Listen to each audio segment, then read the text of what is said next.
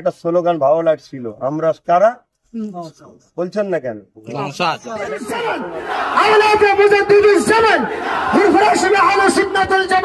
হরণ করে তারা ক্ষমতার জোর দেখিয়ে পাওয়ার দেখিয়ে তারা বন্ধ করতে চাইছে। মূলত সাধারণ মানুষকে বোকা বানাবার জন্য বললো আমরা বিলাট অর্পণ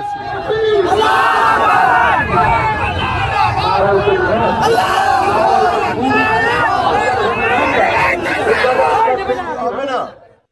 ওই যে বিজেপির সভাপতি কি যেন নাম, অস্ত্র রাখতে বলছিল, ওনাদেরকে রুকা হবে না। মানে সংবিধানের বাইরে গিয়ে গুন্ডাগিরি করার একটা বর্তমান নেশা আসছে, এই নেশা কাটিয়ে দিলে মিটে যাবে। তারপরেও আপনাদের এই সভা বানচাল করার পরিকল্পনা ছিল, কি বলবেন? সফল করলেন?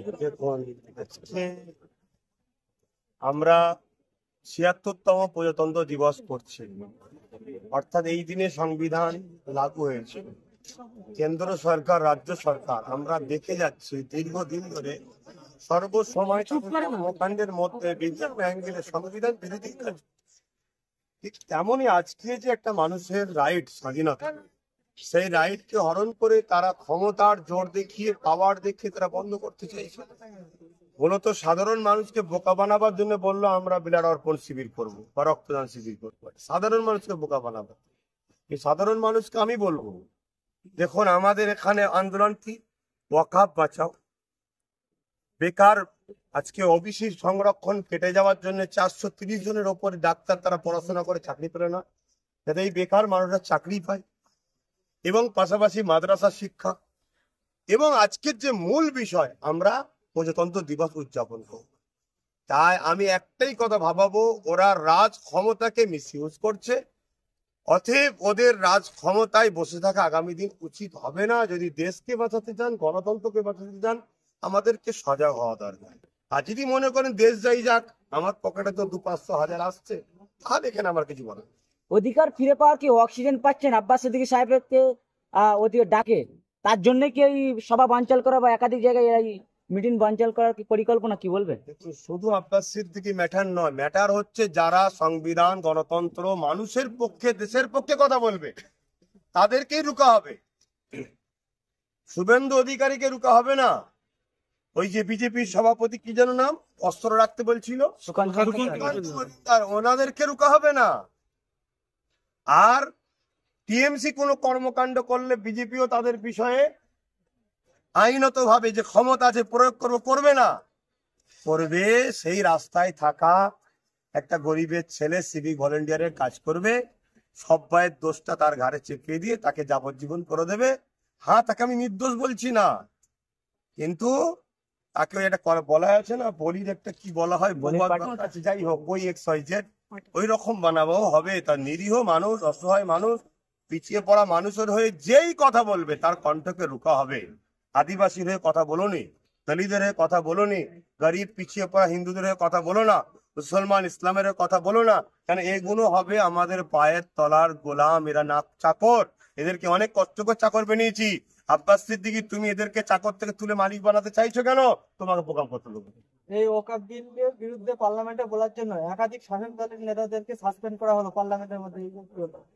সব নাটক চলছে। কে ওয়াকফ বিলের শাসক বলেছে? বলুন, কে বলেছে? কল্যাণ ব্যানার্জি বলেছিল, কল্যাণ ব্যানার্জিকেও সাসপেন্ড, কল্যাণ ব্যানার্জি দলে নেতাকেও সাসপেন্ড করা হলো। বলুন, আর কারা কারা বলুন। কল্যাণ ব্যানার্জি কথা যেমন বললেন, একটা নাম বলতে হবে। শোনেন, একসাথে ৫০ জন থাকলে ৪৫ জনই খারাপ হয়, ৫ জনকে লোক খারাপ পাবে। হয়তো ৫ জন ভালো আছে, অস্বীকার করছি না, কিন্তু ৪৫ জন খারাপের সঙ্গে থাকার জন্য ওই ৫ জনকেও লোক খারাপ বলবে। তো কল্যাণ ব্যানার্জির কথা বলছেন, কল্যাণ ব্যানার্জি সরকার, টিএমসি গভর্নমেন্ট, তারা তো ওয়াকফ সম্পদকে দখল করে রেখেছে। কলকাতার ভিআইপি জায়গা তারা দখল করে খাচ্ছে, তাদের সামলা চামলারা। কথা বুঝে আসছে? তাহলে কি তারা প্রতিবাদ করছে ওয়াকফের জন্য? দ্বিতীয় নম্বর কথা, কল্যাণ ব্যানার্জি রিসেন্ট দেখলেন না, ইসলাম বিদ্বেষী, যার মুখে সবসময় কথা বলা হয় উত্তরপ্রদেশের গভর্নমেন্ট, তার সাথে যে ফুল বিনিময় করে গোপন আলোচনা করছে, এটা কি বুঝছেন? এনাদের দ্বারা কখনো ওয়াকফ বা ইনসাফ কখনো প্রতিষ্ঠিত হবে এটা ভাবা মানে দিনের বেলা জেগে স্বপ্ন দেখা সমান।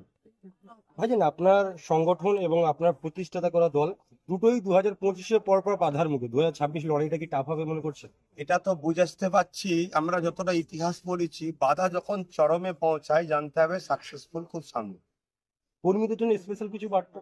কর্মীদেরকে একটাই কথা বলবো, তুমি যদি ধর্মীয় অ্যাঙ্গেলে তাকাও, আমার নবী সাহাবা হুজুররা যেভাবে নিজের জীবনকে সবকিছুকে উৎসর্গ করে সমাজের অন্যায়কে মিটিয়ে ইনসাফ, ইনসানিয়াত, সার্বভৌমত্ব এবং মানুষের যে অধিকার সাম্য প্রতিষ্ঠিত করেছে, তোমাকেও কিন্তু ওই দিকে আগে যেতে হবে। তোমাকে মায়া করলে হবে না, ধৈর্য হারা হলে হবে না। দ্বিতীয় নম্বর, জাতি ধর্ম বর্ণ নির্বিশেষে সবাইকে বলবো যে অনেকে আমাকে অন্য মানুষ, ধর্মের মানুষরা ভালোবাসে, ভাইয়ের মতো, দাদার মতো, তিনাদেরকে বলবো দেশের মহানায়করা যদি আজকে এই 26শে জানুয়ারি এই দিনটাকে দেরিয়েই বলবো, তারা যদি আজকে ত্যাগ স্বীকার না করতেন, আত্মবলিদান, নিজের জীবনকে উৎসর্গ দেশের জন্য না করতেন, তাহলে আমরা এই পতাকাটা, এই যে দেখছেন বড় বড় করে উঠছে, এই পতাকা কিন্তু আমরা তুলতে পারতাম না, আর আমরা বলতে পারতাম না আমরা 15ই আগস্ট দেশকে স্বাধীন করেছি।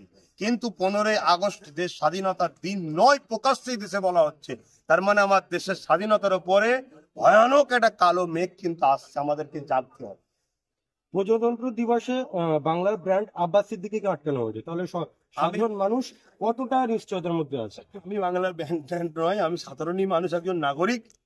আমাকে আটকানো হয়েছে, আমাকে আটকায়নি, আমার প্রোগ্রামকে সংগঠন মানে এখানে নয়, ওখানে নয়, ওখানে নয়। দেখুন, আটগুলোতে যেসব ক্লাবগুলো আমি যেটুকু শুনেছি, ক্লাব যারা আছে সেসব দাদারা, বন্ধুরা, তারা বলেছে করুন। কিন্তু শাসকের তো একটা সব সময় জানেন মানে সংবিধানের বাইরে গিয়ে গুন্ডাগিরি করার একটা বর্তমান নেশা আসছে। এই নেশা কাটিয়ে দিলে মিটে যাবে। তো এই নেশা দিয়ে তারা বললো আমরা এখানে আগে থেকে নাকি পারমিশন করে রেখেছি, প্রশাসন ডেকে বললো। আর প্রশাসনের তো কিছু করার নেই, প্রশাসন তো ওই কি বলে যা ওখান থেকে বলবে সেই দিকেই নড়তে হবে, কিছু করার নেই। না হয় জঙ্গল মহলে পেটিয়ে দেবার, না হয় ওই ডেকে নিয়ে যে কাগজ তার খুন রেপ করবে, বলবে এ করেছিল, ধরো একে তুললি যাও, একদম ফাঁসিয়ে দেবে। ভাইজান, তিলোত্তমার জন্য আব্বাস সিদ্দিকী মাঠে নামবে? না, আমি তো বলেছি ইনসাফ হবে না। ইনসাফ করতে গেলে প্রথমে আপনাকে ক্ষমতার আসন দখল করতে হবে, তার হাতে দিতে হবে যে ইনসাফ করবে, যার মধ্যে ইনসানিয়াত আছে। আজকে যারা যার মধ্যে ইনসানিয়াত নেই তার কাছে ইনসাফ দাও, ইনসাফ দাও বলে চিল্লানো মানে বেকার বকা হবে।